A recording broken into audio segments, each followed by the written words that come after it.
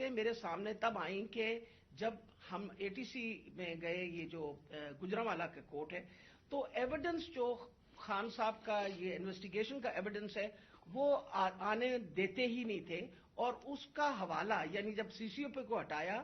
تو D G anti corruption کو دے دیا گیا۔ جو چیف انویسٹیگیٹنگ آفیسر تھا جس کا نام انور شاہ صاحب تھے، ان کو انہوں نے پہلے کیا کیا کہ اس کو او ایس ٹی کر دیا، اور اس کے بعد جو ڈی جی تھا اس نے سارا ریکارڈ جو ہے اس کو سیل کر دیا اور تالا لگا دیا۔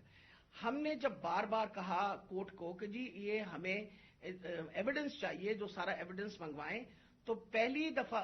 جو سیکنڈ ہیئرنگ تھی اس میں انہوں نے آ کے کہا کہ جی ڈی جی بدل دیا گیا ہے اور یہ چٹھا صاحب کو لگا دیا گیا نیا ڈی جی اینٹی کرپشن، جو کہ ثناء اللہ کا رائٹ ہینڈ مین ہے، اور اب وہ ریکارڈ دے گا۔ اس کے اوپر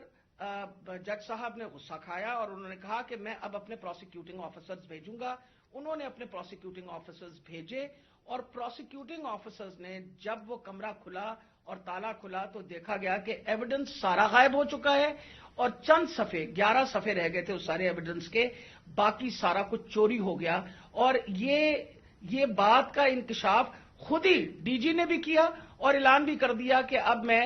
اس کے اوپر انکوائری کروں گا، یعنی خود ہی چور اور خود ہی منصف بننے کی ارادے سے۔ میرے لیے یہ ایک اتنا بڑا ہمارے لیے سانحہ تھا کہ سارا ایویڈنس جو ہے اس کو انہوں نے خرد برد کر دیا، کہ جب ہائی کورٹ کا آرڈر پتا چلا کہ جی ہائی کورٹ نے سی سی پی او کو دوبارہ لگایا ہے، تو میں نے مناسب سمجھا کہ میں سی سی پی او سے پوچھوں کہ کب آپ کی اپوائنٹمنٹ ہو گئی ہے، کیونکہ ہماری جو جے آئی ٹی ہے وچ از دا ریل جے آئی ٹی، جو اس وقت حکومت تھی اور حکومت نے